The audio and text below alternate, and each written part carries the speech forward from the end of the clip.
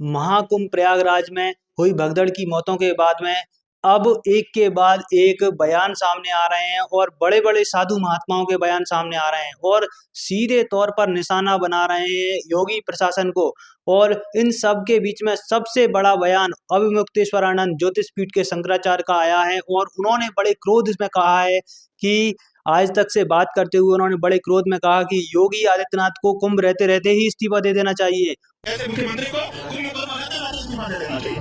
ये नहीं है पक्के काबिल, ये जनता से झूठ बोलता है। अखबार कह रहा था कि रात को भगदड़ हुई है, कुछ लोगों की मृत्यु हो गई है। मुख्यमंत्री जी का जो ट्विटर है वो कह रहा था मौनी अमावस्या की बधाई। हम कल एक दिन उपवास नहीं रख सकते थे उनके लिए जो चले गए। आपने उससे हमको वंचित कर दिया। हमको आपने ऐसा आभास करा दिया कि अफवाह चल रही है, कोई कैजुअलिटी नहीं हुई है, कोई मृत नहीं हुआ है। इतना बड़ा धोखा सनातनियों के साथ, इतना बड़ा धोखा हम लोगों के साथ कैसे इन्होंने कर दिया? क्यों कर दिया? जो घटना हुई वो तो हो गई, लेकिन इन्होंने उसको छुपाने का प्रयास किया। अब तो छुपा रहा है। शाम को जाकर के बोलते हैं कि वो हो गया है।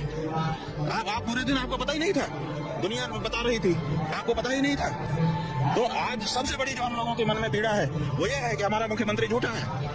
वो इस बात की पीड़ा है कि वो हमारे साथ घटना घटती है, हमें से छिपा लेता है और हमको उन्होंने भ्रमित किया, झूठ बोला और बताया कि सब कुछ सही है और वो मौनी अमावस्या की बधाई दे रहे थे। इस तरह की बात उन्होंने अविमुक्तेश्वरानंद सरस्वती ने कही है कि कम से कम एक दिन तो रुक जाते, इस तरह की बात उन्होंने कही है। हालांकि जो मौत हुई है उनके लिए जिम्मेदार कौन है, इसके लिए एक जांच कमेटी गठित कर दी गई है और योगी सरकार की तरफ से मुआवजे की भी ऐलान कर दिया गया है। 25 लाख रुपए का मुआवजा दिया जाएगा और वहीं घायलों के लिए भी पर्याप्त सहायता की बात योगी प्रशासन की तरफ से कही गई है। लेकिन इन सब के बीच में सबसे बड़ी बात यह है कि अब जो आने वाले जो शाही स्नान है वो किस तरह से परिपूर्ण होंगे, उन पर हमारी भी नज़र बनी हुई है और हम आपको हर एक अपडेट्स देते रहेंगे। बने रहें हमारे साथ, तब तक